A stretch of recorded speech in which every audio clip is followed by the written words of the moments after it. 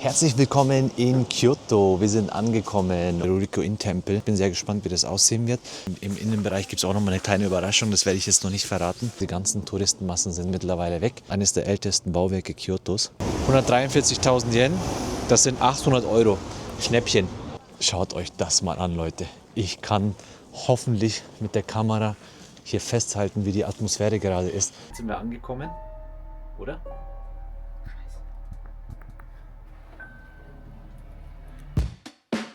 Willkommen in Japan, einem Land zwischen Tradition und Zukunft, wo Neonlichter auf alte Tempel treffen und wo jede Mahlzeit eine kleine Entdeckung ist. 2 Wochen reisen wir durch dieses faszinierende Inselreich in Ostasien und nehmen euch mit auf unsere Reise quer durch Japan. Von Osaka bis Tokio, über Kanazawa, Kyoto und weitere Orte, die voller Geschichte, Kultur und Überraschungen stecken. Wir wollen eintauchen in das echte Japan, in die Kultur beim Besuch von Tempeln und Schreinen, in die Esskultur mit Streetfood, Sushi und Ramen und in den Alltag mit Themen wie Wohnen, Verkehr und dem ganz besonderen japanischen Lebensgefühl. Also macht es euch gemütlich, unterstützt uns gerne mit einem Abo und begleitet uns auf eine weitere Folge, die Japan nicht nur zeigt, sondern fühlen lässt. Let's go! Einen wunderschönen guten Morgen und herzlich willkommen zu einer weiteren Folge aus Japan. Wir sind jetzt auf dem Weg zu einem ganz besonderen Ort. Und zwar haben wir uns entschlossen, einen Tagestrip zu machen. Unser Hotel liegt ja in Osaka und von hier aus sind verschiedene Destinationen sehr gut erreichbar. Und unser heutiges Tagesziel ist Kyoto. Oh, ich freue mich schon so lange drauf. Kyoto ist ja kulturell ein sehr wichtiger Standort hier in Japan. Es war ja, ich glaube, über 1000 Jahre lang Hauptstadt von Japan und hat sehr viel zu bieten. Deshalb seid gespannt auf eine geile Folge und let's go!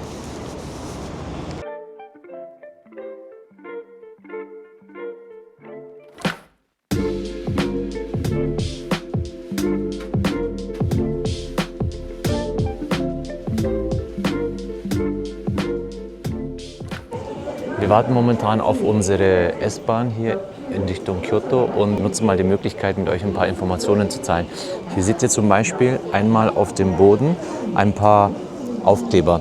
Das Wichtigste hier ist, man soll sich immer anstellen. Da ist doch mal extra aufgeführt. Also die Leute, wie ihr seht, stehen hier in der Line. Einmal hier schön zu sehen. Und ihr seht auch wirklich, dass sich alle sehr schön daran halten. Wahnsinn. Das Zweite, was hier interessant ist, es gibt hier nochmal Aufkleber. Und zwar gehen die von Express bis zu Local. Das bedeutet, die Local Trains, das sind diese, die schwarz markiert sind. Das sind dann welche, die dann sehr häufig halten an vielen Haltestellen. Und wenn man hier nach links zoomt, sieht man dann nochmal die Express Lanes. Und das sind dann Züge, die sehr wenig halten, also eher schneller an ihrem Ziel ankommen. Und ein cooler, interessanter Fakt. Hier vorne seht ihr dann nochmal Schiebetüren bei den Zügen.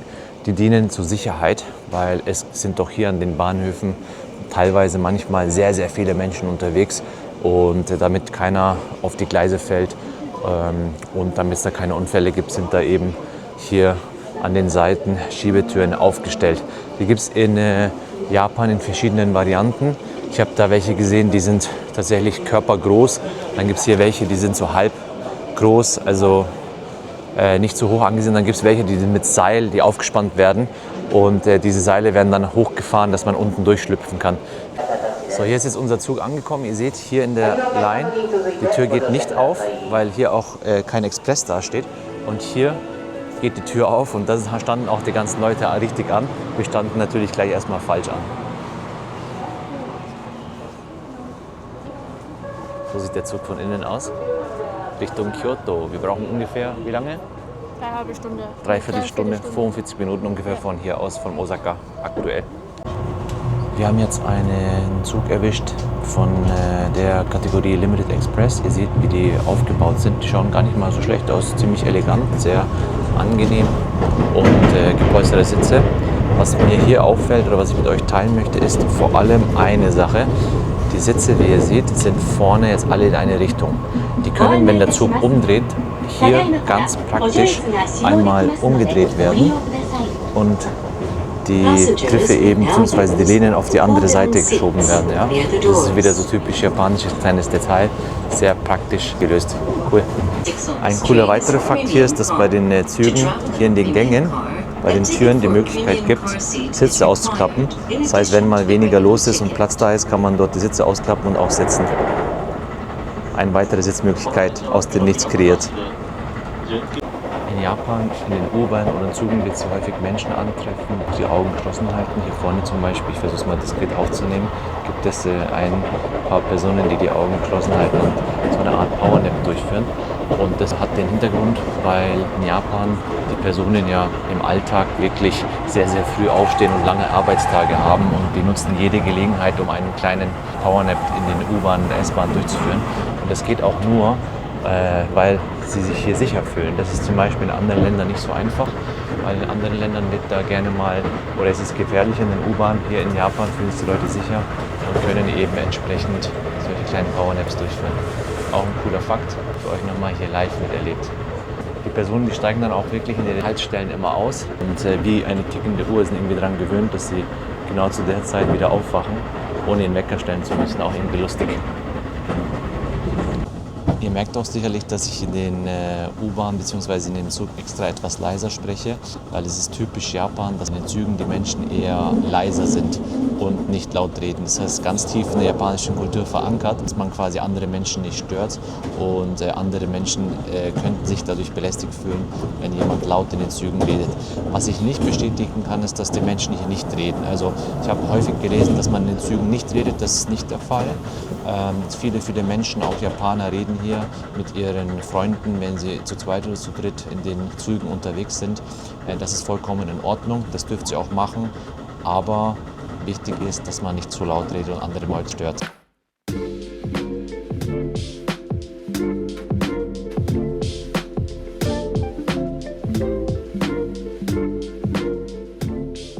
Wir sind jetzt in Kyoto angekommen, das schaut ziemlich elegant aus tatsächlich hier drin. Das sind so die Premium-Varianten, also First-Class-Varianten für mittlere Expressklassen oder Expresszüge. In Japan und jetzt vor allem auch in so touristischen Städten wie Kyoto gibt es an den U-Bahn-Haltestationen und S-Bahn-Stationen so eine Art Stempeln. Ihr seht das hier als Live-Beispiel. Und dann kann man sich so ein Booklet kaufen und Stempel von den ganzen Bahnhöfen sammeln. Ne?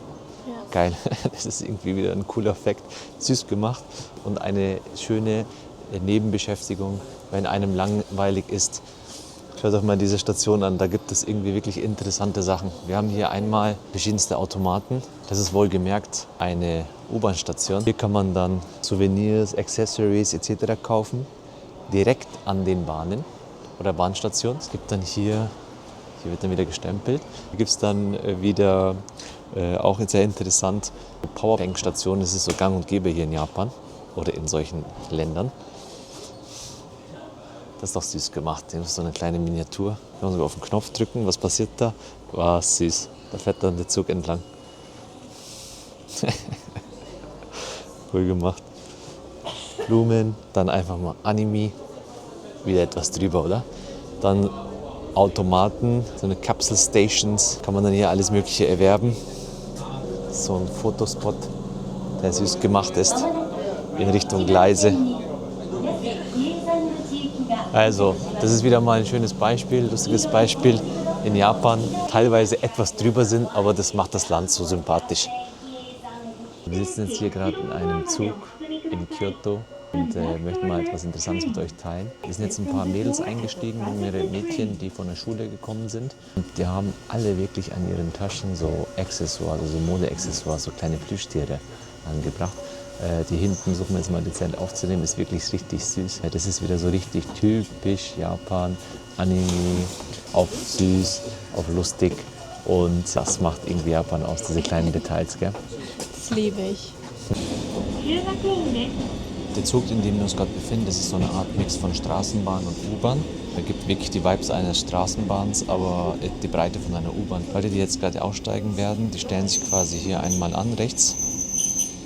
Und der Schaffner, sobald er stehen geblieben ist, macht dann Folgendes, finde ich echt süß und höflich. Er verabschiedet sich wirklich von jedem einzelnen Gast. Hat hat auch wirklich gerade einen Touristen gebeten zu stempeln. Da hält man dann die Fahrkarten hin, hat sich bei jedem, wie gesagt, verabschiedet. Und jetzt gibt es auch nochmal einen Schaffnerwechsel.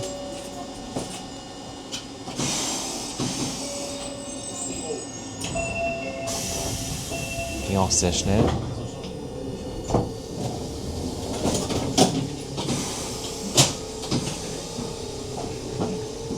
Und schon geht's weiter. Das ist Effizienz. Ganz schneller Wechsel, kurzes Nicken, Übergabe von der Straßenbahn und weiter geht's. Herzlich willkommen in Kyoto. Wir sind angekommen und ich freue mich so sehr. Wir sind jetzt gerade auf dem Weg zu einem bestimmten Tempel. Der Tempel hat den Namen Ruriko-in-Tempel. Das ist etwas außerhalb gelegen, hat dann nochmal von der Kyoto-Stadt knapp 20 Minuten mit der Art U-Bahn, Trambahn oder S-Bahn gebraucht. Und schaut euch mal die Gegend an. Es ist wirklich süß hier. Es ist etwas weiter oben in den Bergen gelegen. Hier vorne ist die Haltestelle, wo wir gerade angekommen sind. Und bin sehr gespannt, wie dieser Tempel aussehen wird. Die Farben, die gefallen mir jetzt gerade wieder sehr, weil wir sind ja hier im November. Und November ist ja eine sehr schöne Jahreszeit in Japan. Touristen hierher kommen, haben ja beliebte Jahreszeiten und eine der beliebtesten Jahreszeiten oder die beliebteste ist der Frühling hauptsächlich, vor allem wegen der Sakura, der Kirschblütenzeit. Und dann gibt es eben noch die zweitbeliebteste Reisezeit, das ist der November oder der Herbst. Und da seht ihr ja auch warum, unter anderem, das lässt hier vorne vielleicht erahnen, wie schön das hier im November bzw. im Herbst ist, mit diesen Farben, die rot, Licht, orange, braun hier leuchten. Es ist wirklich ein schöner Ort hier. Heute ist mal so ein Tag, um ein bisschen zu entspannen. Wir waren gestern in den Universal Studios in Osaka unterwegs und das ist ja natürlich eine ganz andere Welt. Extrem laut, extrem schrill, Action pur mit den ganzen Fahrgeschäften etc. Laute Geräusche, laute Musik und so.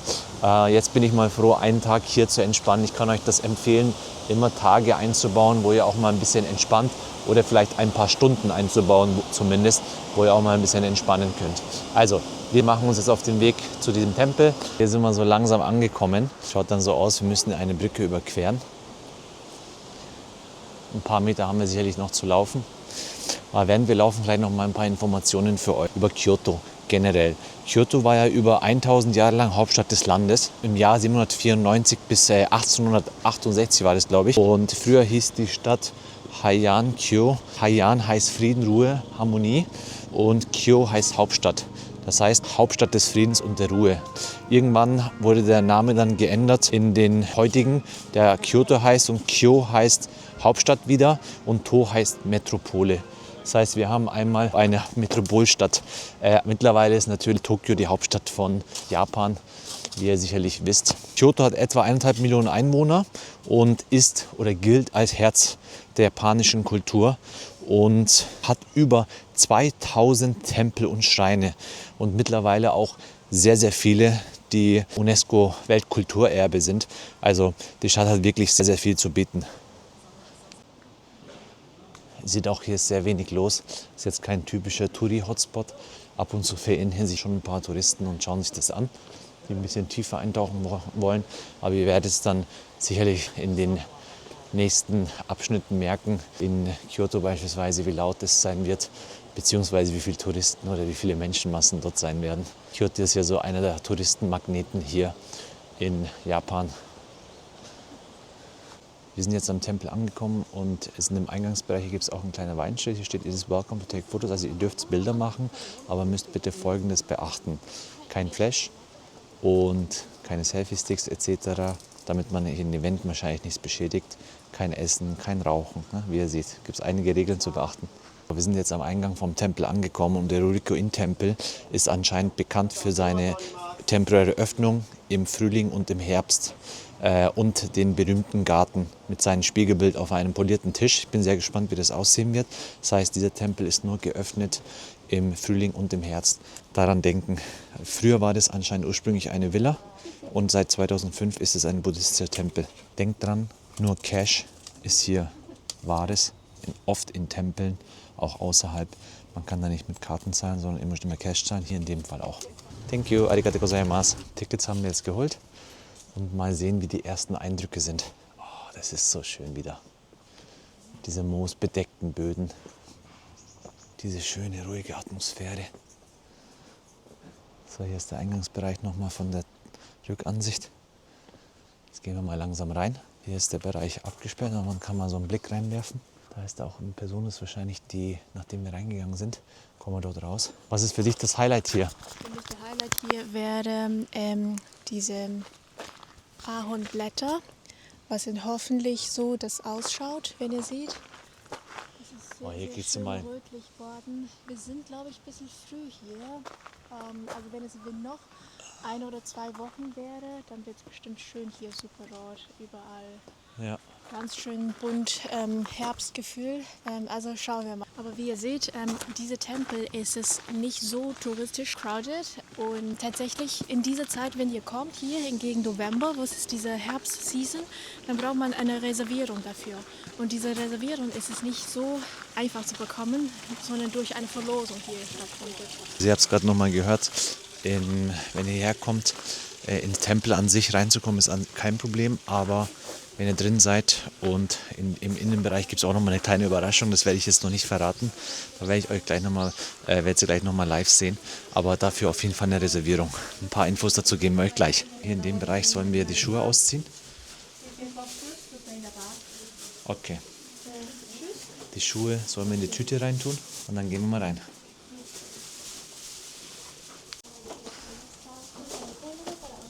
Alright.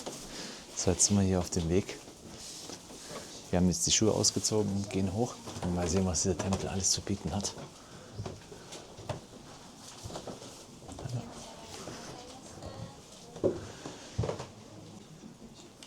So, nachdem wir hier hochgekommen sind, seht ihr auf der rechten Seite ja was sehr Interessantes.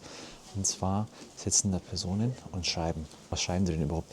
Wir haben im Eingangsbereich etwas erhalten. Und zwar solche Art Templates, also Vordrucke. Und dann gibt es einmal eine fertig gedruckte Variante, komplett ausgefüllt. Dann gibt es auch noch mal eine Variante, die ein bisschen ausgeblichen ist und noch nicht fertig ist. Hier zum Beispiel seht ihr, es ist leer. Hier zum Beispiel seht ihr, es ist voll. Und der Hintergrund ist folgender, dass man hier dann aus den buddhistischen Lehrbüchern oder Schriften, japanische Schriftzeichen nachkopieren kann und üben kann. Das ist hier so ein Highlight in diesem Tempel. Und ihr seht, ich bin jetzt auch extra ein bisschen ruhiger, dass die Personen hier sehr konzentriert Schriftzeichen kopieren, japanische Schriftzeichen, also üben, practicen. Cool, das schaut irgendwie schön aus. So, das ist unser erster Ausblick. Ihr seht, es ist nichts mehr oder hat nichts mehr mit einer Stadt zu tun, einer Großstadt, sondern wir sind hier jetzt etwas tiefer in den Bergen, aber auch nicht allzu weit entfernt und die Farben sind schon mal sehr schön. Wir haben jetzt schön die Abendsonne erwischt. Hier riecht es auch echt sehr angenehm. Ein weiteres Highlight hier in diesem Tempel ist dieser spiegelnde Tisch. Ihr seht, wie das gerade spiegelt und wie poliert der ist. Ist auch ziemlich groß. Und ihr seht auch davor die Personen, die Bilder machen. Und dieser polierte Tisch hat einen Vorteil, beziehungsweise hat einen Effekt, wenn man in einem bestimmten Winkel drauf ist, seht ihr, wie der spiegelt und es entsteht ein kompletter Panorama-View. Seht ihr das? Auf den Bildern dürfte das gut erkennbar sein. Und so macht man dann die Bilder. Und je weiter runter ich gehe, desto weiter spiegelt das. Wahnsinn. Wunderschön. Die Atmosphäre ist wirklich sehr entspannt. Auf dem Boden sind Tatami-Matten. Die sind immer sehr angenehm zum Laufen, weil die etwas polstern und weich sind und nicht zu kalt. Das seht ihr bzw. findet ihr im oberen Stockwerk. So, wenn man jetzt hier vom spiegelnden Tisch links läuft, kommt man hier in so einen schönen Bereich. Hier seht ihr nochmal, wie die Personen Platz nehmen und die Schriftzeichen kopieren. Jetzt schauen wir mal, was es noch im hinteren Bereich gibt.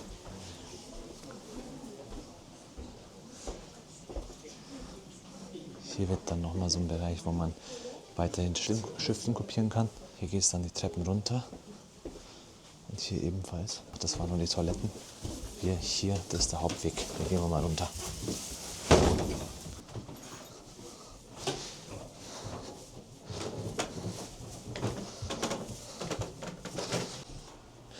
Hier vorne gibt es einmal einen Bereich und hier links. Hier steht gerade Kamaburo.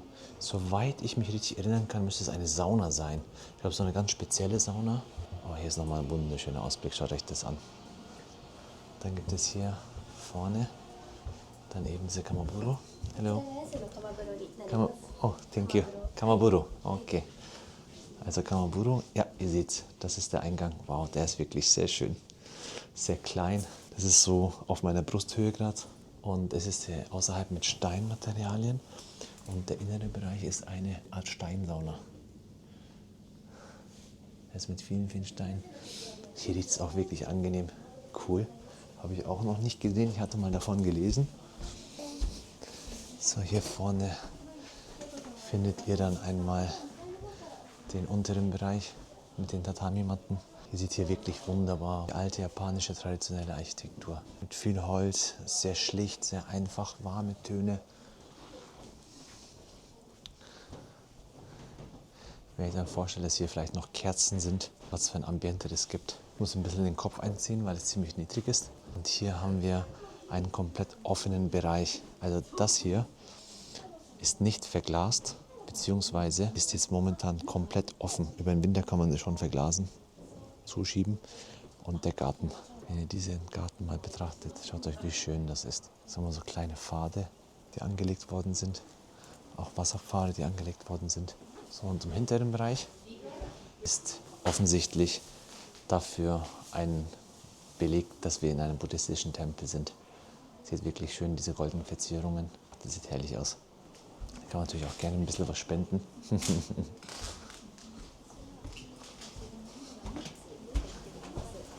So, hier gibt es dann nochmal Souvenirs, die man erwerben kann.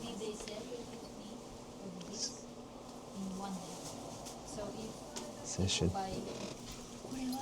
レディース、こっちレディースで、これはメンズ。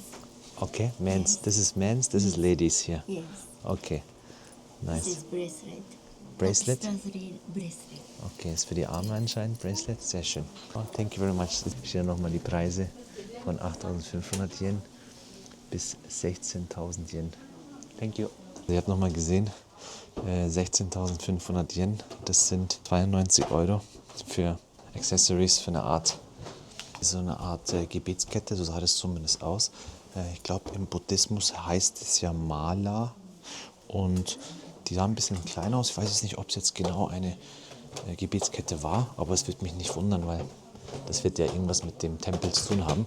Also falls ihr wisst, was es war, was es genau ist, würde es mich freuen, wenn ihr das in den Kommentaren reinschreibt. So, und jetzt im ganz, ganz unteren Bereich sind wir im Garten. Seht euch das mal an. Also hier der Außenbereich, den Garten, den man begutachten kann. Und hier sitzen die Leute, genießen den Ausblick. Wunderschön. Es ist ja in verschiedenen Ebenen möglich, hier in die Gärten zu schauen. Es ist auch irgendwie ein Schlaraffenland für Fotografen, oder? Also überall gibt es hier interessante Winkel. So, jetzt gehen wir hier eine Etage höher. Und wenn wir hier oben sind, wird ihr wieder eins merken. Wie ihr seht, ist das Gebäude ja an so einer Art Hang oder leichten Hügel gebaut. Das heißt, wir sind hier immer noch genau weiterhin am Zugang für einen Garten. Ich finde das so schön. Mehrere Ebenen, mehrere Etagen. Jetzt sind wir wieder im ursprünglichen Eingangsbereich, wo wir unsere Schuhe abgegeben haben und verlassen den Tempel wieder. Arigatou gozaimasu. Dann sehen wir uns wieder draußen. So, wir haben jetzt den Tempel verlassen und ein kleiner Zwischenfazit. Wie fandest du es? Ich finde den Garten sehr schön, klein, aber fein. Und wir sind aber anscheinend ein bisschen früh hier. Ich hatte mir von die Farben und den Rot- und Goldblätter mir gewünscht. Ja. Aber trotzdem sehr, sehr schöne Place. Ja. Also natürlich im Herbst, die Farben, die werden dann sicherlich noch mal ein bisschen hübscher und schöner. Wir sind im Herbst da, aber anscheinend ist es noch warm oder zu warm, dass die Farben nicht so sehr vergilbt sind. Aber ich fand es an sich auch einen sehr schönen Tempel, ein buddhistischer, und sehr ruhig, sehr entspannend. Was mir sehr gefallen hat, ist, dass man viele Fotomotive hat. Also man kann wirklich, wenn ihr Fotografen seid oder gerne Fotos schießt, ist das ein Schlaraffenland. Es gibt so viele Winkel, so viele Bildmöglichkeiten, Fotomotive und da könnt ihr euch austoben. Wir machen uns jetzt auf den Weg in Kyoto City und sehen uns dann entweder auf dem Weg oder in der Stadt. Bis gleich.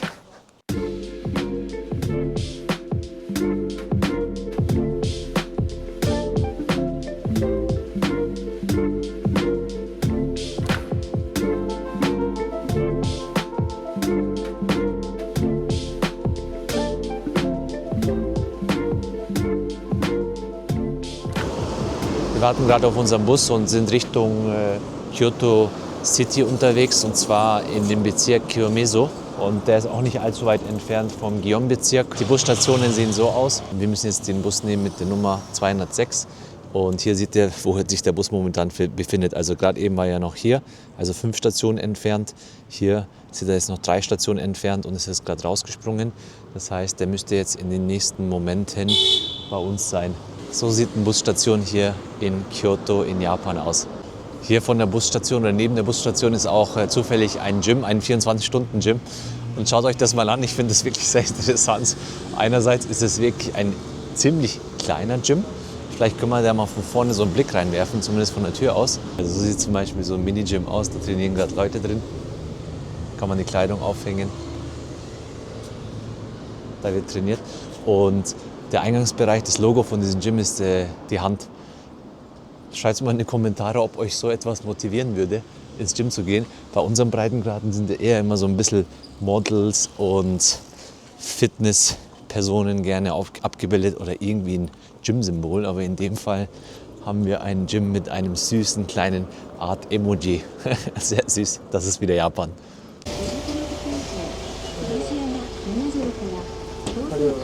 So, beim Reingehen muss man hier in den Bussen anscheinend nicht einstempeln, also die Fahrkarten. Man steigt einfach ein und hat dann die Möglichkeit, Platz zu nehmen. Und wahrscheinlich dann beim Aussteigen muss man dann unsere Fahrkarte vorzeigen und vorne beim Busfahrer dann zahlen. Also Leute, wir sind jetzt im Bus und wollen gleich aussteigen. Jetzt schauen wir mal, ob wir da vorne überhaupt rauskommen werden. Ziemlich viel los, gell? Das kann in Japan passieren, wenn die Busse so übervoll sind. Ich muss jetzt auch aufpassen, dass ich mit meinem Rucksack niemanden erwische. Hoppala. Wir arbeiten uns jetzt mal hier so langsam vor. Leute, wir haben es jetzt geschafft, den Bus auszusteigen. Das war jetzt mit der Aufnahme leider nicht möglich, weil ich sonst die ganzen Leute erwischt hätte und es war sehr wackelig. Aber das kann vorkommen. Ein kleiner Tipp, macht euch auf jeden Fall bereit, rechtzeitig den Bus nach vorne euch zu verarbeiten, vor allem an touristischen Orten, weil ihr sonst hektisch aussteigen müsst. Unser Ziel ist jetzt folgendes, ich kann es kaum erwarten, und zwar einmal die Sanensaka und Ninensaka Straße. Das sind anscheinend 2 historische Straßen, die gepflasterte Gassen sind und die Kiyomizu-dera mit der unteren Higashiyama-Viertel verbinden. Und mal sehen, wie das aussieht. Ich bin sehr gespannt. So, hier gibt es auch so kleine Souvenirläden. Oh, ein Keramikshop. Das sieht doch schön aus. Das ist doch was für dich, oder? Ja, das ist genau was für mich. Ist auch etwas schwerer. Der kostet jetzt zum Beispiel 1650 Yen. 9,25 €. Wirklich fair. Ich vermute mal, die sind handgemacht. Sehr schön. Auch so kleine Kaffee- und Espresso-Tassen. Das ist ein schöner, hübscher Store. Hat sich wirklich Mühe gegeben.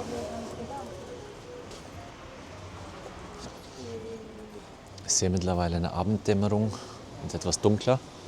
Soll besonders zu dieser Zeit sehr schön sein und sehr empfehlenswert, weil es sehr schöne Fotomotive gibt, eine schöne Abenddämmerung, die Laternen, die Beleuchtungen etc. Es sollte aber nicht zu spät sein, weil viele Shops auch schließen. Es ist jetzt aktuell 18:28 Uhr. Mal sehen, wie es sein wird. Wir haben jetzt mal versucht, über Google Maps herauszufinden, wann die Shops so schließen. Da stand bei den meisten so um 19 bzw. 20 Uhr rum. Mal sehen, ob es tatsächlich der Wahrheit entspricht. Das werden wir gleich gemeinsam herausfinden.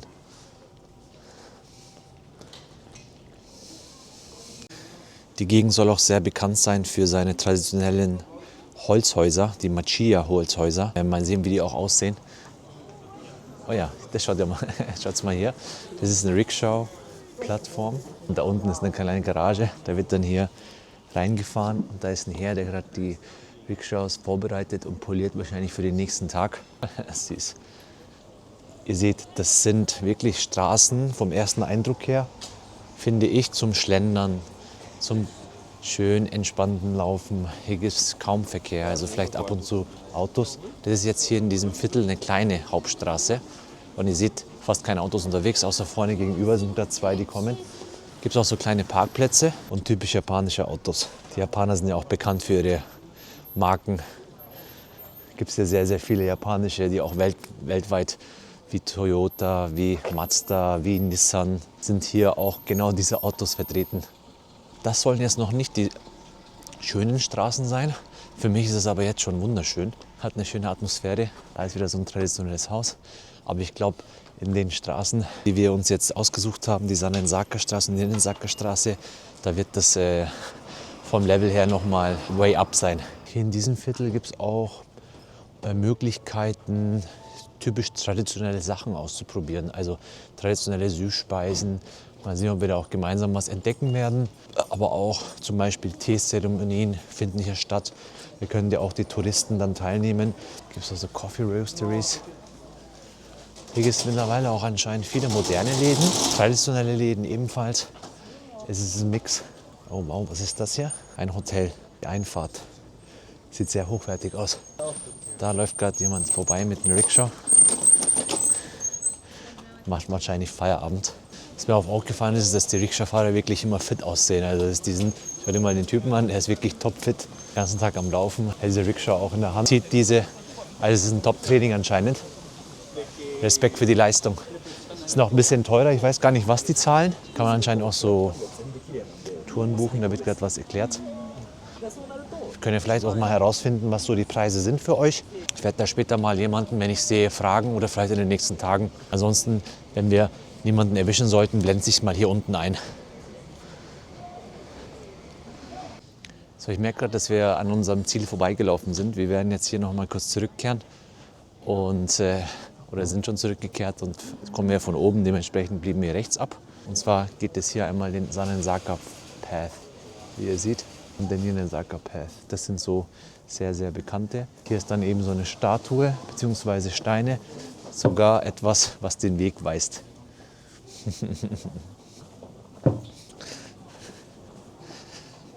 Eieiei, hier sind Treppen.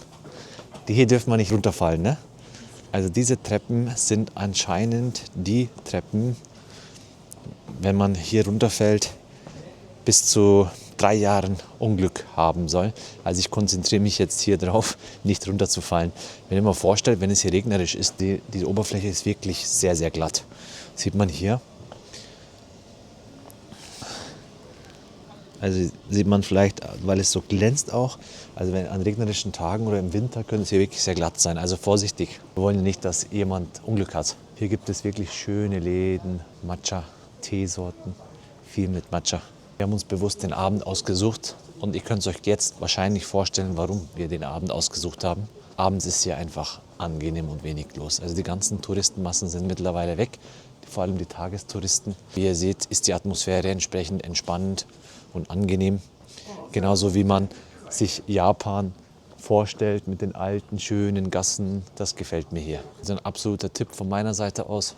Kommt abends hier vorbei. Vielleicht finden wir noch ein kleines Café oder Matcha oder Teeladen. Hier nochmal ein Blick die Treppen hoch. Diese Straßen sind entstanden in der Edo-Zeit im 17. Jahrhundert und zählen auch zu den besterhaltensten Straßenzügen in Kyoto. Und diese Häuser haben auch immer einen kleinen Innenhofgarten oder sehr, sehr häufig. Und in der Konstruktion nutzt immer Holz beispielsweise als Hauptelement. Dann gibt es Lehmwände und Ziegeln. Diese Gebäude sind auch immer zweistöckig oder häufig, fast immer zweistöckig anscheinend und sind oft mit Schiebetüren ausgestattet. Die dienen dann quasi auch zur Regulation des Lichts und auch der Luft bzw. des Klimas. Hier sieht man sehr schön wieder solche Beispiele, solche Exemplare. Es sind 2 Stockwerke und der obere Bereich in dem Fall ist dann so ein Wohngebäude. Der untere Bereich ist dann so aufgebaut, dass man dort einen Laden oder ein Geschäft hat. Das macht die Straße so belebt, finde ich. Das finde ich so schön, weil einerseits ist es nicht so eine kalte Front, wo nichts los ist, sondern es ist immer so eine Art Marktstraße und andererseits ist es trotzdem ein Wohngebiet. Das ist irgendwie sehr sympathisch. Gefällt mir.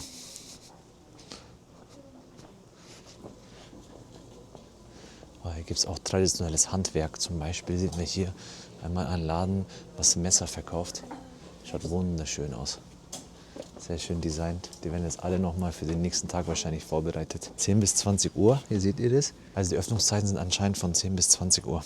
So, jetzt folgen wir dem Nirensaka-Part. Der geht dann hier einmal durch eine Straße weiter, rechts runter. Und dieser Pfad ist anscheinend ebenfalls sehr bekannt dafür, dass man hier nicht runterfallen sollte. Seht euch mal diesen tollen Anblick an. Ich hoffe, das kommt auf den Bildern so rüber, wie ich das hier gerade erlebe.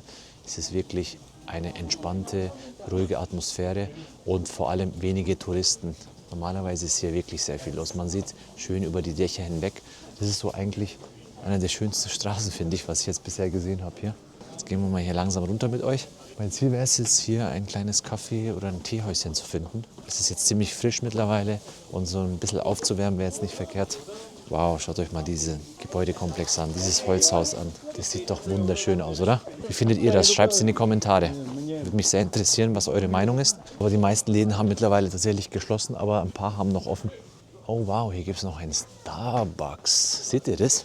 Der ist sehr versteckt. Auch solche großen Marken dürfen hier anscheinend nicht das Holzgebäude, das Design zerstören, weil es ja sicherlich auch Regeln dafür gibt, dass das auch in diesem Design bleibt und das auch alles so schön aussieht. Vielleicht holen wir uns hier was, weil der hat auch noch ein bisschen offen.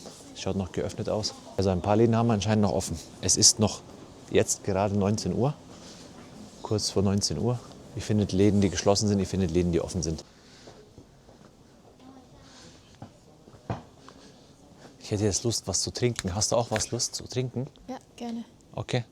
Lass uns mal was suchen. Ich habe jetzt nach vorne geguckt, da gibt es ein paar Geschäfte, die offen haben. Schaut auch sehr gut aus, aber leider nicht mehr allzu viele Teeläden oder Hotdrinks-Läden. Und es ist jetzt ein bisschen kalt, also ich hätte Lust, was. Das Einzige, was jetzt momentan noch offen hat, ist das Starbucks hier. Ist eigentlich fast schon eine Schande, hier zu trinken, aber irgendwie bin ich auch gespannt, wie es drin aussieht. Komm, lass uns mal reingehen. Wir holen uns jetzt was, vielleicht können wir auch ein bisschen unsere Batterien aufladen. Sowohl unsere eigenen als auch von unserem Equipment. Hier ist kein Eingang.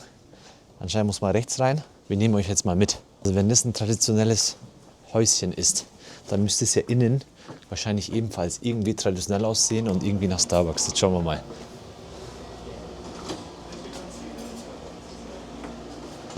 So ist der erste Anblick. Typisch Starbucks. Einerseits, aber andererseits seht ihr hier diese Holzelemente. Irgendwie süß. Hier ist die Line. Ich laufe jetzt einfach mal hinten ein bisschen durch und mal sehen, wie das da aussieht. Und dann bestellen wir uns was zu trinken. Ja, hier ist anscheinend der Pickup-Bereich. Hi. Sehr nett wieder. Hallo. Gehst dann die Treppen hoch. Das schauen wir uns auch noch gleich an. Jetzt holen wir uns erstmal was vorne an der Kasse. Bis gleich.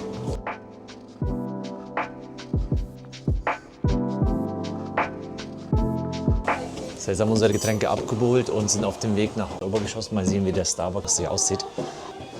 Oh wow, ich gehe jetzt erstmal links rum.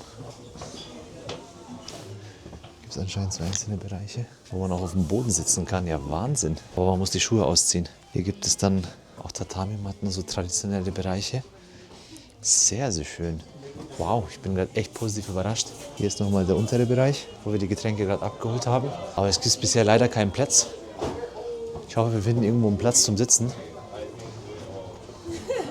Hier links ist auch nochmal so ein Bereich, Tatami. Hier gibt es dann so ein paar Hocker.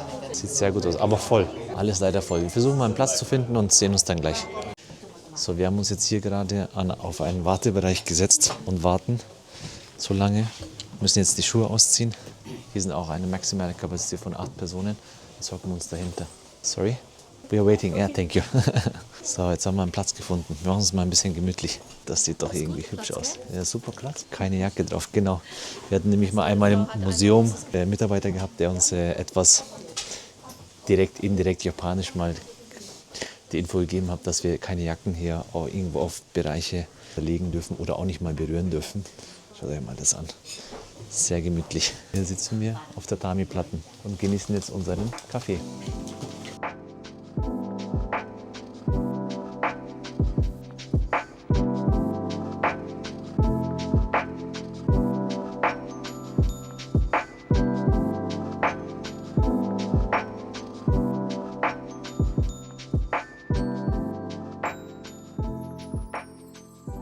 So, wir haben uns jetzt kurz gestärkt im Starbucks. War ehrlich gesagt einer der schönsten Starbucks, die ich je gesehen habe.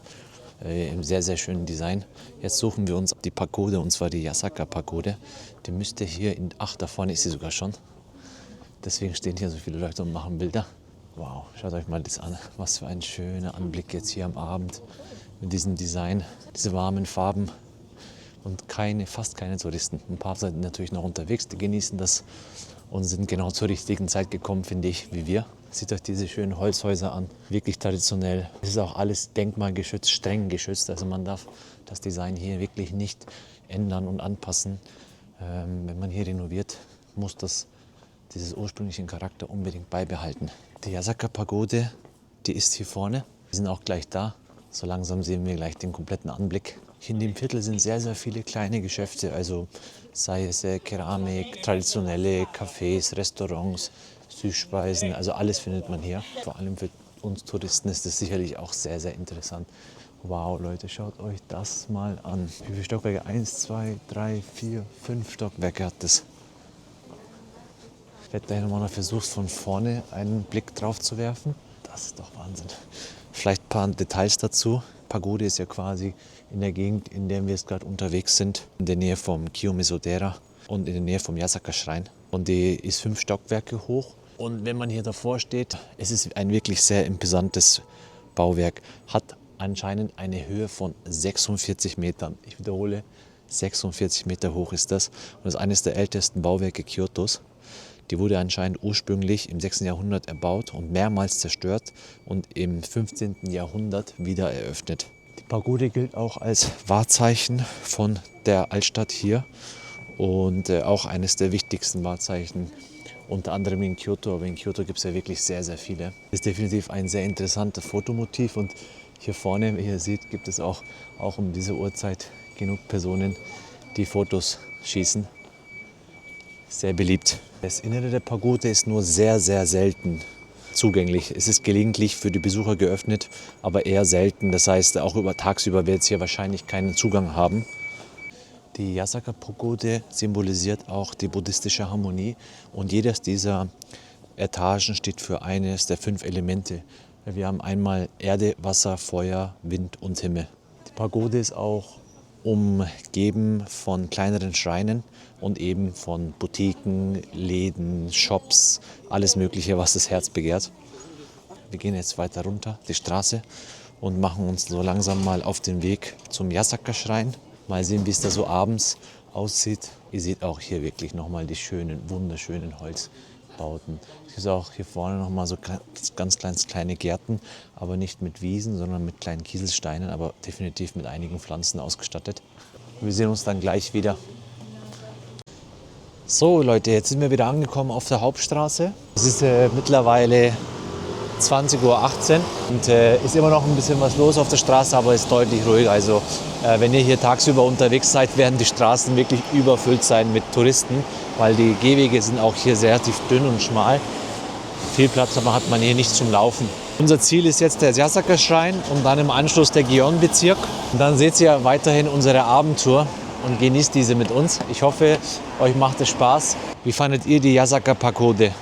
Wie fandet ihr auch die Sanensaka und Ninensaka Straßen, so die ältesten Straßen, die erhalten sind? Wenn es euch gefallen hat, lasst gerne ein Abo da und wir würden uns sehr freuen. Es kostet nichts für euch und unterstützt uns bei unserer Arbeit. Ihr seht auch hier überall Schreineingänge, aber wir laufen jetzt mal zu Fuß weiter vor, haben noch eine kleine Strecke vor uns von circa 10 Minuten. Wir melden uns dann, wenn wir angekommen sind. Leute, schaut euch mal an, was wir hier entdeckt haben. Was glaubt ihr, was das hier ist? Es ist eine Werbung für etwas Bestimmtes. Und zwar, wir lösen es auf. Das ist die Werbung für die Bundeswehr und die Soldaten hier in Japan. Also, dass sie sich bewerben sollen und zur Bundeswehr gehen sollen. Das ist auch mal interessant. Wir sind in Japan. Sogar hier bei solchen Werbungen wird Anime genutzt. Verrückt. Vielleicht kann sich unser aktueller Verteidigungsminister oder unsere Politiker eine Idee abschauen. Vielleicht funktioniert das ja. So, wir sind so langsam am Yasaka-Schrein. Und hier gegenüber ist das. Das befindet sich auch direkt neben der Hauptstraße oder einer der Hauptstraßen hier. Hier sind wir jetzt entlang gelaufen, circa 10 Minuten. Und hier fangen dann auch wieder einige Boutique-Shops an und Läden. Und hier haben wir zum Beispiel einen Schwertstore, wo es japanische Schwerter gibt. ist tatsächlich sehr interessant. Also hier beispielsweise, wenn ihr ein Schwert kaufen möchtet, dieser hier, der kostet, wie viel kostet der? 143.000 Yen. Ich gebe es mal ein. 143.000 Yen, das sind 800 Euro. Schnäppchen. Aber es gibt auch günstigere. Hier zum Beispiel so 50.000 Yen. Weiter unten 50.000 Yen werden jetzt beispielsweise umgerechnet 280 Euro, knapp die Hälfte.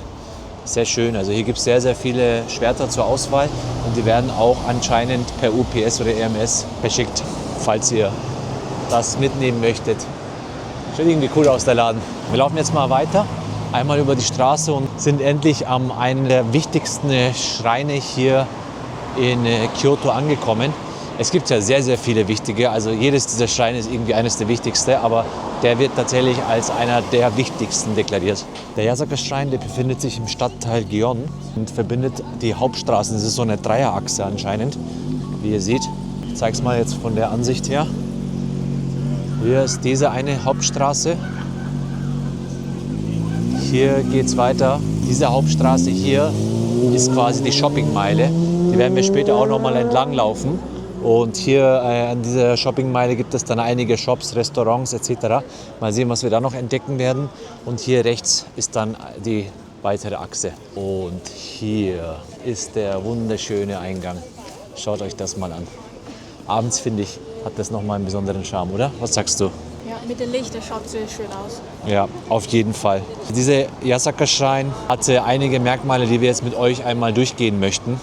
Wir gehen jetzt mal so ein bisschen die Treppen hoch und das Auffälligste, finde ich, an diesem Tor ist vor allem die Farbe. Das ist eine sehr, sehr auffällige rote Farbe und das ist auch der Haupttor des Yasaka-Schreins und wird anscheinend auch Ramon Romon genannt. Ist auch einer der bekanntesten Bauwerke der Anlage. Schaut euch das mal an. Wie gesagt, dieser Schrein ist eines der wichtigsten Schreine Kyotos. Er ist sowohl bei Pilgern als auch bei Touristen sehr, sehr wichtig und beliebt. Das Tor ist zweistöckig gebaut. Versucht das mal hier auf die Kamera zu bekommen. Wie ihr seht, wirklich schön. Und hat ein geschwungenes Dach aus so einer Art Zypressenrinde. Ich hoffe, das ist vielleicht hier auf der Ebene auch ersichtlich. Auf beiden Seiten des Eingangs stehen Wächterfiguren, die den Schrein beschützen sollen. Die Wächterfiguren, die stehen ja häufig bei Schreinen und die haben auch eine ganz besondere Bedeutung. Die Wächterfigur hier rechts einmal sind meist muskulöse Wächtergötter, die den Eingang beschützen sollen. Bei diesem hier sieht man sehr schön, dass sie einmal einen offenen Mund haben. Ich hoffe, ihr könnt das hier erkennen. Ich versuche da mal ein bisschen rein zu zoomen. Und einmal auf der linken Seite eine Wächterfigur, sehr schön. Der hat einen geschlossenen Mund. Und die beschützen den Eingang. Und ihre Aufgabe ist es, negative Energie vom heiligen Ort fernzuhalten. Der Anblick allein soll Feinde abschrecken. Daher ist es so, dass sie eher eine furchteinflößende Haltung und kräftige Körper haben. Ihr merkt es auch. Die wirken jetzt nicht unbedingt sehr einladend. Der offene Mund symbolisiert oder sagt die Silbe A. Und der geschlossene Mund, der links war, sagt die Silbe Un oder das Wort Un. Und zusammen bilden sie einmal A-Un. Und das ist quasi einmal das erste und das letzte Zeichen des Alphabets hier und symbolisiert den Anfang und einmal das Ende von Geburt und Tod. Ein- und ausatmen, also des Kreislaufs des Lebens. Sehr interessant. Jetzt gehen wir mal gemeinsam weiter rein.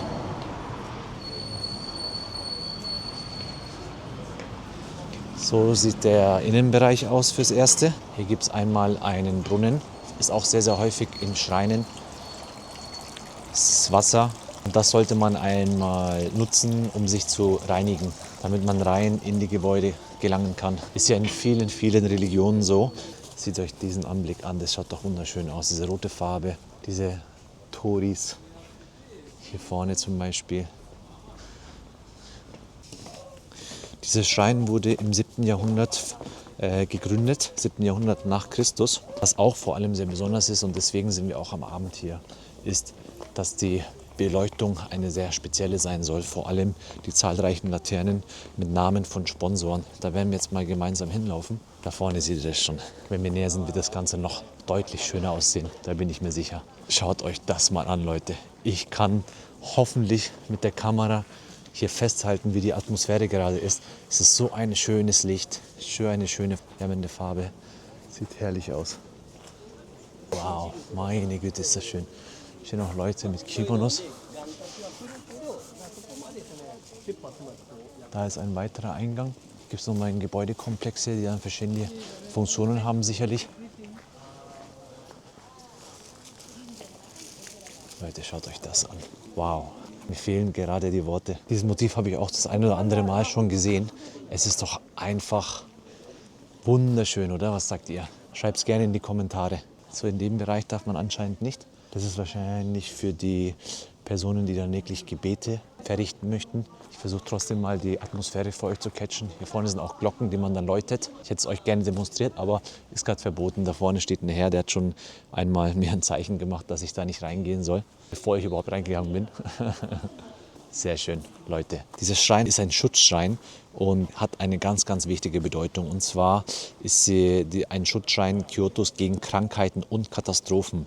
Deswegen ist es sehr wichtig und hat auch eine zentrale Rolle im berühmten Gion, das im 9. Jahrhundert zur Abwehr einer Epidemie entstand. Leute, genießt diese Atmosphäre. So, wir verabschieden uns jetzt an dieser Stelle, an diesem wunderschönen Schrein und machen uns auf den Weg zurück.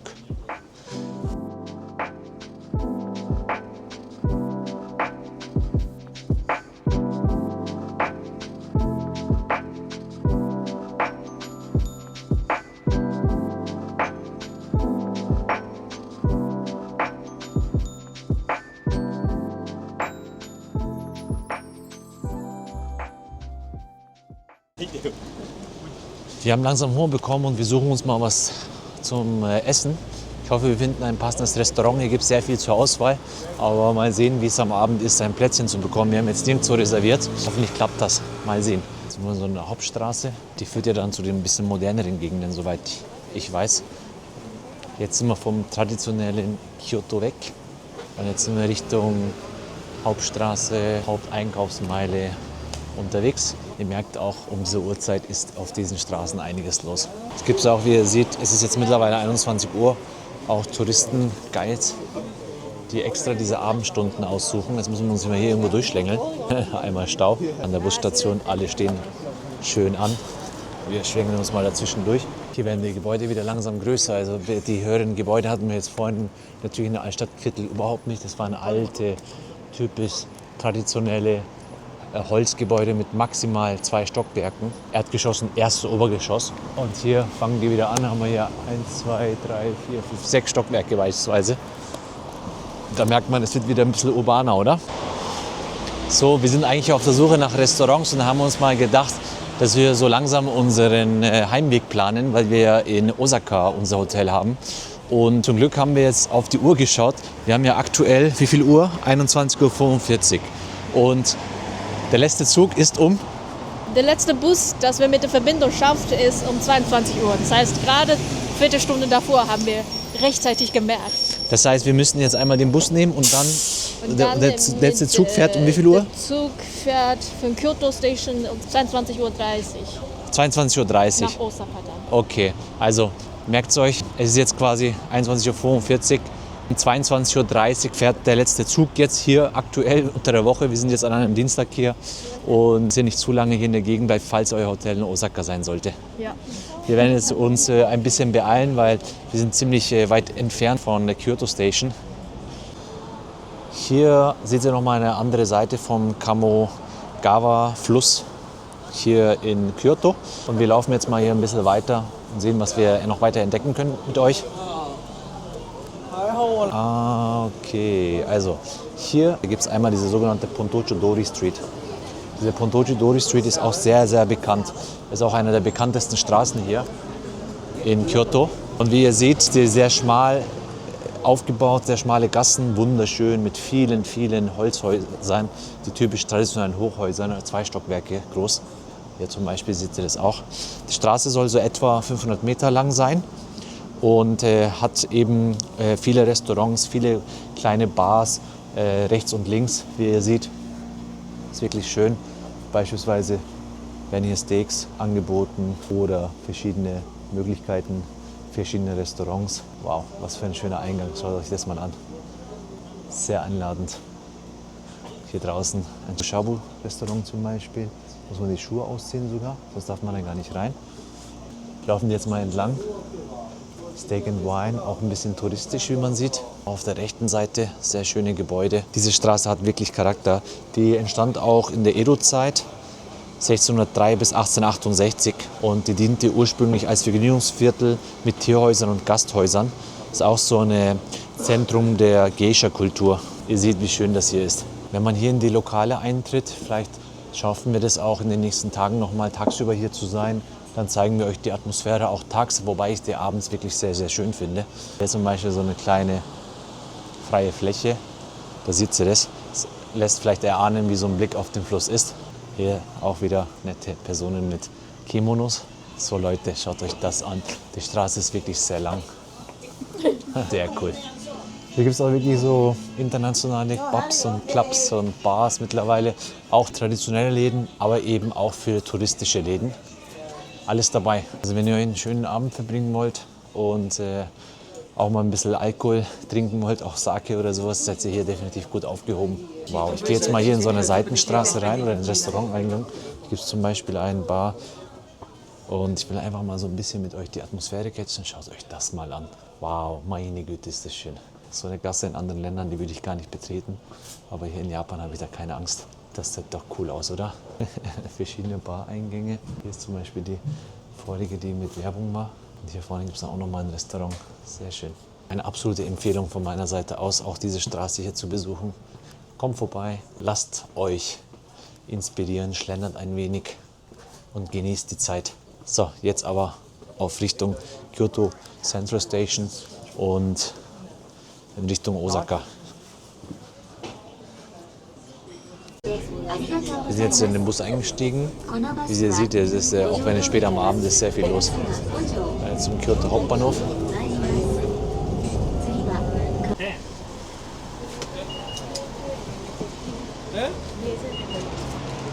So sieht der Kyoto Hauptbahnhof am Abend aus. Schau dir das mal an. Ein Riesengebäude. Was sagst du im Vergleich zu unserem Hauptbahnhof? Ja, es kommt drauf an. Also auf jeden Fall ist das Gebäude definitiv ein bisschen größer, finde ich, als eigentlich jedes Hauptbahnhof, was ich in Deutschland kenne.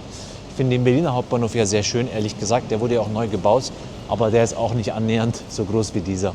Aber top modern. Hier gibt es ein Porter Dining, der führt dann wahrscheinlich auch zum Hauptbahnhof. Wir versuchen da mal unten entlang zu laufen. Okay, das ist der Porter, aber hier gibt es nichts mehr zum Essen. Gibt es aber interessante Cafés wahrscheinlich. Das ist ein Logo für die Restrooms. Ja, Das war einmal die traditionelle Kostüms hier.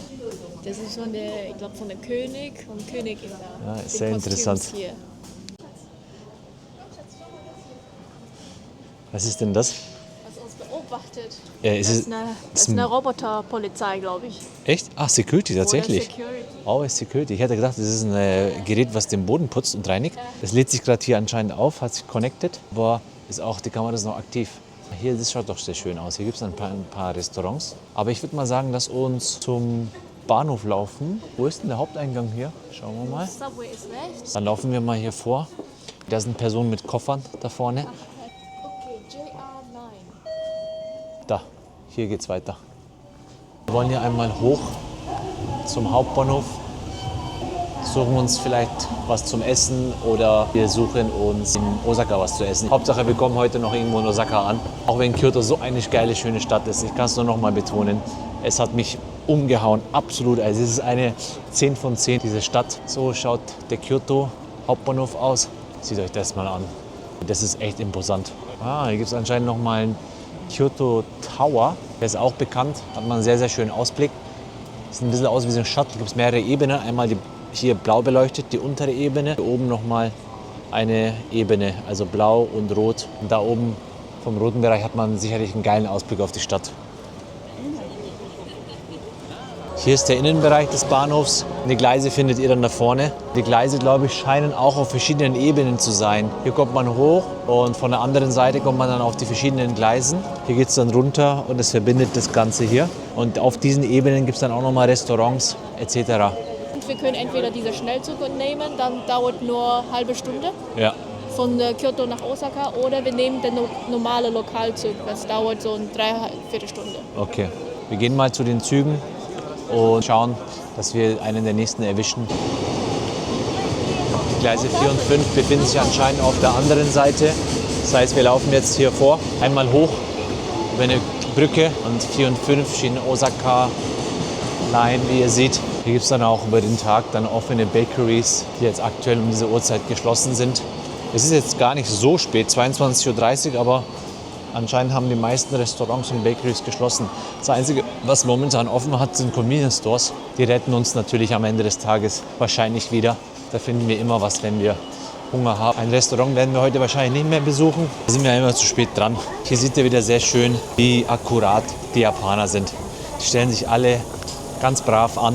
Hier ist der Bereich, wo die Leute aussteigen. Ihr seht hier auch noch, dass bei dieser Station, das hatte ich heute ja vormittags schon mal erwähnt, Zugänge mit so Gummiseilen sind. Die werden dann zugespannt oder runtergespannt. Und wenn die Züge ankommen, werden die dann entsprechend wieder geöffnet. So, hier stehen die Leute an.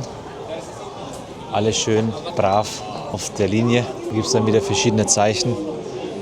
So sieht es zum Beispiel aus, wenn ein Zug ankommt und die Gummiseile sich auf- oder zuspannen. Wir sind jetzt hier oben, die fahren dann später hier runter. Hier zum Beispiel dieser Waggon, das ist ein Women's-Only-Waggon. Das ist einerseits hier gekennzeichnet und andererseits direkt eben entsprechend an den Waggons selber. Denkt dran, wenn ihr männlich seid, nicht in die Women-Waggons reinzugehen oder dort Platz zu nehmen. Falls euch auffallen sollte, einfach wieder aussteigen oder in eine andere Waggon rüberlaufen. Die Waggons hier haben ja immer Verbindungen. Die Women-Waggons, die wurden hier eingeführt, weil die Frauen hier einfach ein Sicherheitsgefühl haben sollen und damit auch keine Männer auf irgendwelche Ideen kommen, Frauen zu belästigen oder Videos zu drehen. Da kommt, denke ich, unser Zug. Ich gehe mal vor und stelle mich jetzt auch an und dann laufen wir gemeinsam einmal in den Zug rein. Ist das unser Zug? Ja, super. Haben wir richtig erwischt. Der Zug fährt nach Himeji, das ist wo dieser weiße Castle ist. Das super schöne weiße Ah, okay, der fährt komplett durch, oder was? Genau. So, jetzt treten wir mal rein. Die Jungs hier sind ein bisschen mittendrin durchgelaufen, aber sehen auch nach Touristen aus, nicht nach Einheimischen. Hier seht ihr auch die Priority Seats. Die Priority Seats sind Sitze, die extra reserviert sind für Schwangere, für ältere Herrschaften mit Kindern, aber auch Frauen. Schaut, dass ihr diese Plätze auf jeden Fall vermeidet. So, für euch nochmal eine kleine Zusammenfassung für das Verhalten in den Zügen. So eine kleine Anti-Fettnäpfchen-Guide für euch, weil es gibt schon ein paar Sachen, die zu beachten sind hier in Japan, worauf die Leute, auch die Menschen sehr, sehr stark achten. Also schaut, dass ihr euch immer vorne gut anstellt bei den Bahnhöfen, dann in den Zügen sehr leise sein. Schaut, dass ihr nicht zu laut seid, zu laut redet. Ihr könnt gerne reden, das ist gar kein Problem, aber nur in einer angemessenen Lautstärke, das ist ganz, ganz wichtig. Musik ebenfalls. Dass man laute Musik nicht hört, ist eh klar, aber auch bei euren Kopfhörern. Die Rucksäcke sollten immer nach vorne gerichtet sein. Wenn viele Menschen da sind, wenn weniger Menschen da sind, dann können Sie die einfach auf dem Rücken tragen. So wie ich jetzt gerade zum Beispiel. Es ist jetzt im Zug sehr, sehr wenig los jetzt hier. Also kein Mensch steht hinter mir gerade. Deshalb kann ich meinen Rucksack getrost hinten lassen. Ein weiterer Tipp: auf keinen Fall Platz nimmt auf den Priority Seats. Und eigentlich eine der wichtigsten Regeln in den Zügen: nicht zu essen und nicht zu trinken. Die einzige Ausnahme besteht darin, dass ihr in den Shinkansen was essen dürft. Das ist eine etwas andere Kategorie, aber ansonsten nicht. Als einer der letzten Tipps, die ich euch geben kann, ist, dass ihr als Mann nicht in Frauenwaggons euch hinsetzt. Da schaut, dass ihr, wenn ihr aus Versehen mal in einem Frauenwaggon landet, aufsteht und einfach in einen anderen Waggon rüberläuft. So, das sind die Zusammenfassungen von den Regeln, die man hier in Japan hat. Eigentlich die wichtigste Merklücke ist eigentlich nur eins: alles, was damit zu tun haben könnte, wo andere Leute oder andere Menschen sich belästigt fühlen, das versucht ihr zu vermeiden. So, wir sind jetzt im Osaka Bahnhof angekommen und haben uns für den Abschluss des Tages ein Restaurant rausgesucht, und zwar ein Grillrestaurant. Da wird es dann beispielsweise Yakitori, Grillspieße geben, so Hühnchenstücke, gegrilltes Gemüse etc. Ich bin sehr gespannt, wie der sein wird, und macht euch gefasst auf einen geilen Abschluss des Tages. Ja? So, wir sind genau jetzt unter diesem Restaurant, aber müssen einen Weg finden, wie man hochgeht. Also wir sind jetzt gerade irgendwie 15 Minuten lang unterirdisch dem Restaurant oder den Google Maps gefolgt. Und jetzt stehen wir anscheinend genau unter dem Restaurant. Aber natürlich müssen wir jetzt einen Weg finden. Schauen wir mal, ob wir irgendwie eine Tür finden, die uns jetzt hier rausführt. Da vorne ist irgendwie eine Dame gerade links gelaufen. Schauen wir mal, ob das ein Ausgang wäre oder ist. Versuchen es mal. Da steht auch irgendwie ein Herr da hinten. Aber scheint irgendwie nicht aufzugehen. Okay. Wir versuchen das mal auf der anderen Seite. Herzlich willkommen im Spiel, würde ich sagen. Das ist wie ein Game aufgebaut. Jetzt muss mal den Exit finden. Ich habe keine Ahnung, ob das offen ist. Wir laufen jetzt einfach mal. Da wirst du irgendwo einen Ausgang finden und geben. Das ist, glaube ich, Zugang zu einem Gebäude hier. Ein Hochhaus wahrscheinlich. Da gibt es ja irgendwie überall Zugänge. Hier ist tatsächlich etwas. Eine Tür. Sei bitte offen. Yes! Geschafft, Leute. Exit. Game. Wir haben gesiegt. So schaut das quasi aus. Ihr seht, wir sind in der Stadt angekommen mit Hochhäusern. Schaut sehr cool aus. Und der Hauptbahnhof ist dann irgendwo da hinten. 10 Minuten, Viertelstunde entfernt. Nächste Challenge, das Restaurant finden. Okay, hier in dem Gebäudekomplex soll das Restaurant sein, das wir uns jetzt ausgesucht haben. Also let's go. Next Challenge accepted. Es ist jetzt aktuell 11:30. Halbe Stunde vor Mitternacht und hier gibt es dann verschiedenste Restaurants. Die meisten haben schon geschlossen, aber es gibt natürlich hier in Osaka viele Möglichkeiten, Restaurants auch so spät am Abend irgendwie zu finden. Mal sehen, ob wir unseres jetzt hier finden werden. Unser heißt Tori Tenjin Osaka. Also das ist das Restaurant, was wir suchen, Tori Tenjin Osaka. Tatsächlich hier, 6F. Also, das Restaurant ist im 6. Floor, wie es aussieht. Ja, da. Und dann steigen wir mal in den Aufzug ein und mal sehen, was uns da erwartet. In Japan kann es gut passieren, dass die Restaurants auch in Hochhäusern untergebracht sind und es gibt teilweise Restaurants, die im 4., 5., 6. Stockwerk sind, die absolut gut laufen. Das ist irgendwie nicht in unseren beiden Werten vorstellbar. Jetzt sind wir angekommen, oder?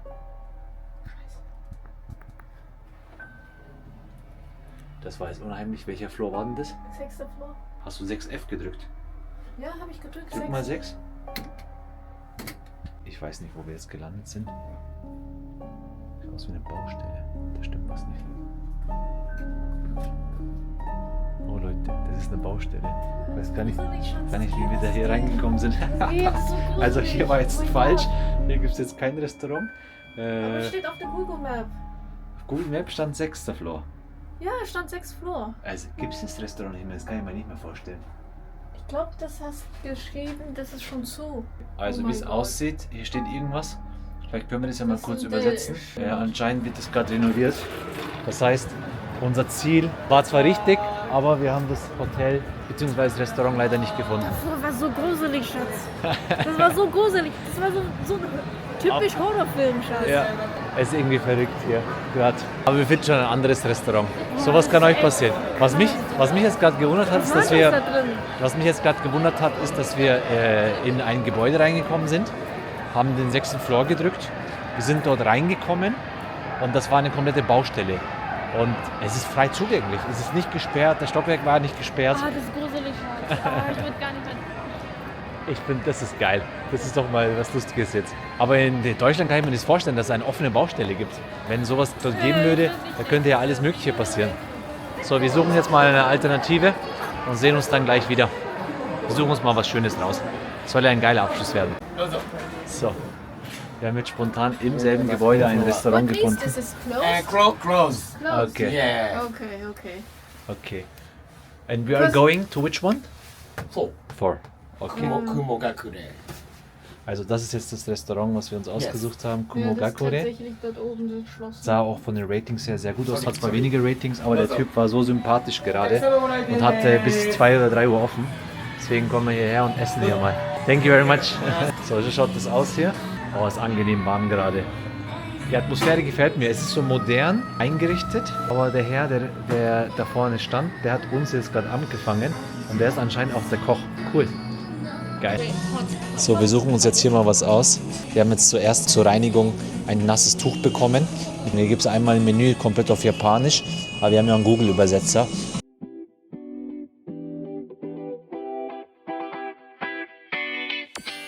Der Mitarbeiter, der uns vorhin unten quasi angezogen hat, uns angesprochen hat und das Restaurant empfohlen hat, ist tatsächlich auch der Koch und der bereitet hier vorne, lass mal kurz hinschwenken, einmal die Zutaten vor. Richtig cooler Typ. Ist anscheinend sein Restaurant, der Koch. Und das allererste hier, was ich richtig süß finde, wir haben hier einmal die Stäbchen und die Mitarbeiter haben uns vorhin informiert, dass man die hier so vorsichtig aufreißen soll. Und da soll es anscheinend einen Spruch drauf geben, den wir dann natürlich später in Ruhe übersetzen werden. Bin sehr gespannt, was da drauf steht. Irgendwie echt süße Idee. Das legen wir jetzt mal hier beiseite und nehmen wir später mit. So, wir haben jetzt ein paar Gerichte von der Karte bestellt. Ich bin sehr gespannt, wie die schmecken. Wenn ihr hier mal auf den Bildern seht, beziehungsweise auf dem Video seht, es schaut wirklich phänomenal aus. Hier haben wir einmal ein japanisches Omelette, und zwar mit Dashimaki, so eine Art Sweet Vinegar Soße. Hier drauf seht ihr einmal das japanische Omelette, sehr fluffig, wahrscheinlich im Geschmack, was so typisch ist. Bonito-Flocken sind drauf, Frühlingszwiebeln und dann hier eben glänzend die Soße. Und das zweite, was wir uns bestellt haben, ist einmal ein Kartoffelsalat. Sieht auch echt spannend aus, wie das hier aufgestellt ist. Schaut euch das mal an, Leute. Hier ist dann verschiedene Konsistenzstufen. Kartoffeln sind eingearbeitet, wahrscheinlich irgendwie Mayonnaise. Und hier oben ist dann nochmal Fischeier vom Lachs wahrscheinlich. Richtig gut, richtig schön designt. Also ich kann es kaum erwarten. Ich beginne jetzt einmal direkt mit dem Omelette hier, mit dem japanischen. Es riecht und lächelt mich hier an. Ich muss da unbedingt reinbeißen jetzt. Und vom Geruch her, man riecht definitiv dieses Fischige, weil diese Bonito Flakes sind ja eben aus getrocknetem Fisch gerebelt. Und jetzt starte ich mal direkt. Ah, okay, es sind mehrere Stücke. Ich habe jetzt gedacht, das ist ein Stück, aber es sind mehrere Stücke. So. Das ist lauwarm, hat eine gewisse Wärme, also ganz frisch gemacht. Ich hatte jetzt gedacht, das ist nicht frisch. Von der Konsistenz her ist es eher so weich, typisches Ei, aber extrem fluffiges Omelette. Sehr, sehr lecker. Die Soße, die Bonito Flakes, die Frühlingszwiebeln, die drauf geschnitten worden sind und drauf gerebelt worden sind extrem lecker. Es hat eine süße Note, leicht salzige Note mit dieser Soße. Wirklich sehr lecker. Hammer.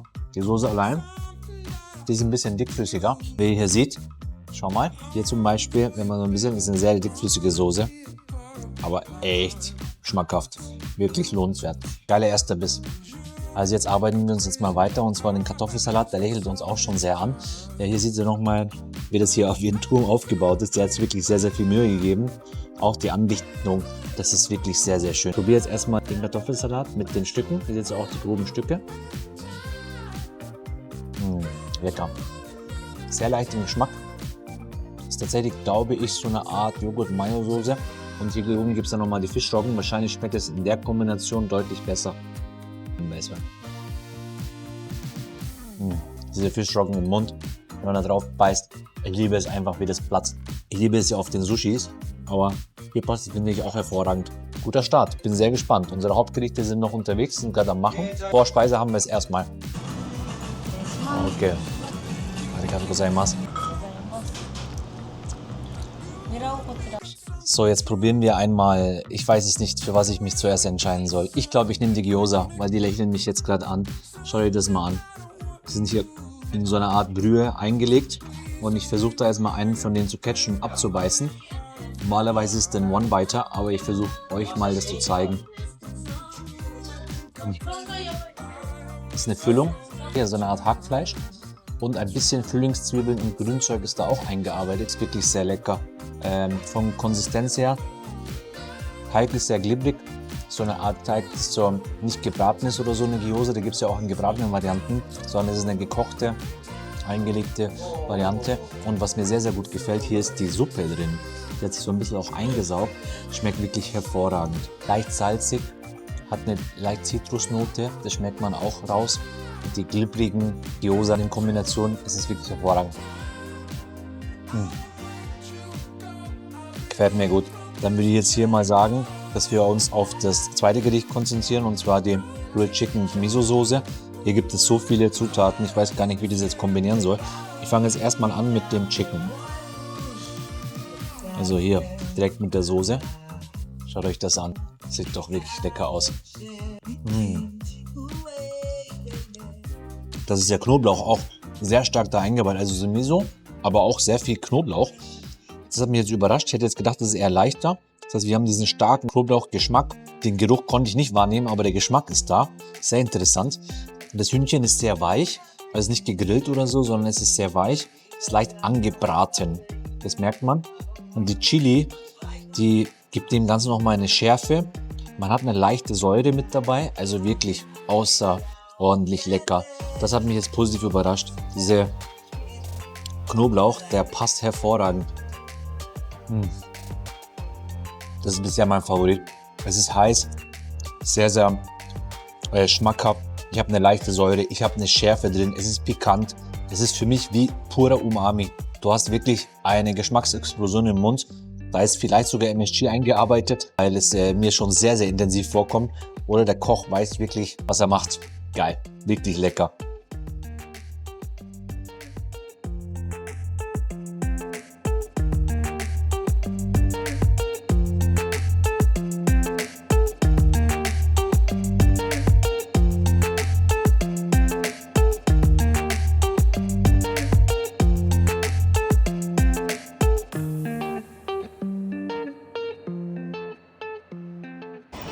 Also Leute, wir haben jetzt das Restaurant verlassen. Das ist ja in diesem Gebäude hier.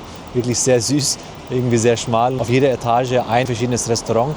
Das, was noch offen hatte, war unseres. Und wenn wir ein kleines Fazit machen. Es war ja tatsächlich eine sehr spontane Entscheidung, weil unser eigentliches Restaurant leider geschlossen hatte. Und der Mitarbeiter, der uns dann unten abgefangen hat, war der Mitarbeiter dieses Restaurants und hat es dann auch als Koch entpuppt. Und der hat quasi sein eigenes Restaurant empfohlen. Aber irgendwie lustig und sehr sympathisch. Da sind wir mit ihm mitgegangen, haben dann gegessen und grundsätzlich so als Fazit, das Essen war an sich sehr, sehr solide. Ja, es hat uns sehr geschmeckt. Die einzelnen Gerichten waren ziemlich gut gemacht. Für mich war jetzt das absolute Highlight dieses Grilled Chicken mit dieser Miso-Knoblauchsoße. Das war eine absolute Geschmacksexplosion und Umami pur. Also so etwas, das kann ich euch einfach nur empfehlen. Die anderen Gerichte, die waren so recht solide, würde ich sagen, haben es jetzt nicht komplett umgehauen, aber es hat einfach geschmeckt. Wir würden uns jetzt für diesen Tag bzw. für diesen Abend verabschieden. Es war echt ein geiler Tag mit euch. Ich hoffe, ihr hattet Spaß und wir sehen uns dann in den nächsten Tagen wieder bei der ein oder anderen Foodtour, Restaurant, Sightseeing-Tour. Ansonsten wünschen wir euch einen schönen Abend und bis morgen. Ciao.